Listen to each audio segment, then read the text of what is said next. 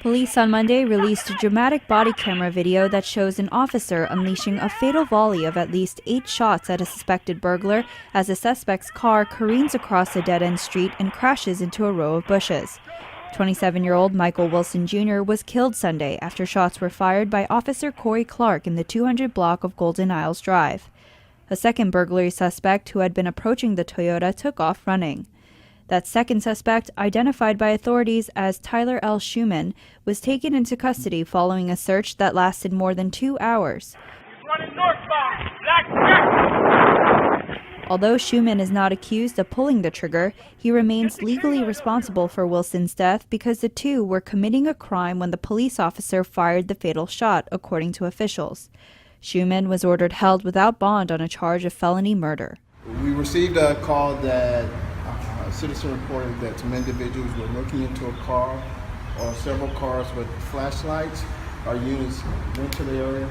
Once 3 units arrived to the area, they immediately noticed a car behind them, directly to the rear of them, with the passenger door that was open. Once they began to approach that car, the passenger door immediately closed. They approached the car, they began to order instructions to the occupant of the vehicle to stop, show them the hands. The vehicle then, the occupant started the vehicle.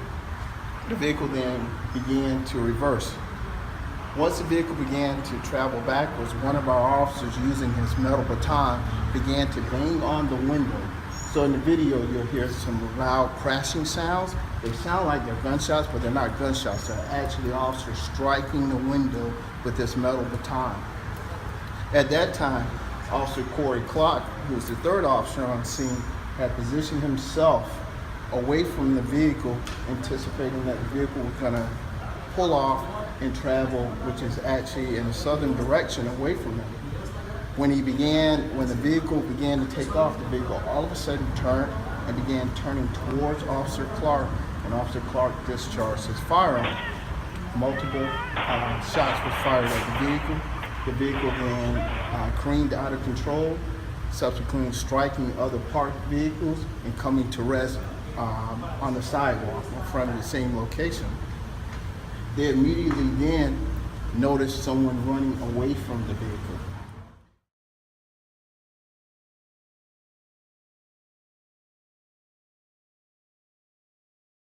Hollandale Beach police officer shoot, kill man suspected in vehicle burglaries. Hollandale Beach police released a dramatic body camera video Monday that shows an officer unleashing at least 8 shots at a suspected car burglar.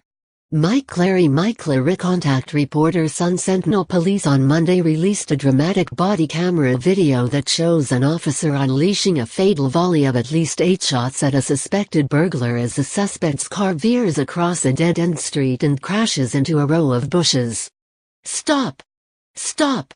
One of Hollandale Beach officers yells at the man in the gray Toyota Corolla, while another officer shouts, "Let me see your hands." Then, as the car first backs up before lurching forward, the shots ring out, peppering the driver's side of the car and killing 27-year-old Michael Wilson Jr. of Pompano Beach. He was hit in the neck and pronounced dead at Memorial Regional Hospital in Hollywood, police said. The shots were fired at about 4:30 a.m. Sunday by Officer Corey Clark, while the chaotic scene was being videotaped by Officer Richard Ecobelli, who had a body cam pinned to his hat, according to Police Chief Dwayne Flournoy. Police began wearing the body cams in December. Clark's body cam was not activated, police said. Immediately after the shots are fired in the 200 block of Golden Isles Drive, a second burglary suspect who had been approaching the Toyota takes off running. "He's fleeing on foot. Running northbound. Get the K9 up here," shouts an officer. That second suspect, identified by authorities as Tyler L. Schumann, 23, was found hiding in a pool closet at 437 Golden Isles Drive and taken into custody to end the search that lasted more than 2 hours, according to police. At a Monday morning court hearing, Broward Circuit Judge Ari Porth ordered that Schumann be held without bond on a charge of felony murder. Although Schumann is not accused of pulling the trigger, He remains legally responsible for Wilson's death, because the two were committing a crime when the police officer fired the fatal shot, officials said. The shooting occurred while Wilson was driving his vehicle toward the officer, putting the officer in fear for his life, at which point he opened fire, killing Wilson, prosecutor Eric Linter said. As a result, Wilson was killed during the perpetration of a burglary of a conveyance. The video lasts 1 minute and 17 seconds, and Flournoy said it backs up the contention of police that Clark was in fear for his safety and the safety of other officers when he opened fire. Flournoy said he decided to release the video of events that took place barely 36 hours earlier in light of what's going on, questions of police-involved shootings. This gives us a chance to quash those concerns. Calling the video compelling, Flournoy said making it public would show how officers have to make split-second decisions. He added that the shooting was 1000% justified. It's very compelling, and you can see how quickly things can change, Flournoy said. But Wilson's grandmother, Mary Nobles, wondered Monday if deadly force was necessary. I always told them that as a young black man, you have to be cautious because in a split second you could be blown away, she said. After Wilson was released from prison about 3 years ago, he promised his mother and his grandmother that he was going to find work and stay out of trouble. And after several setbacks, Paula Nobles said her son seemed to be on the right path. He started work with a moving company 2 weeks ago, said Nobles, 43. And he was getting to work on time.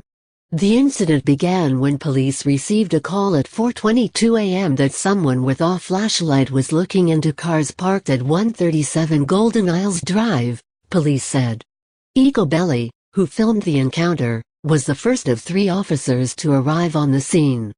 Clark responded as backup, Flournoy said, and switched on his body cam only after the shooting.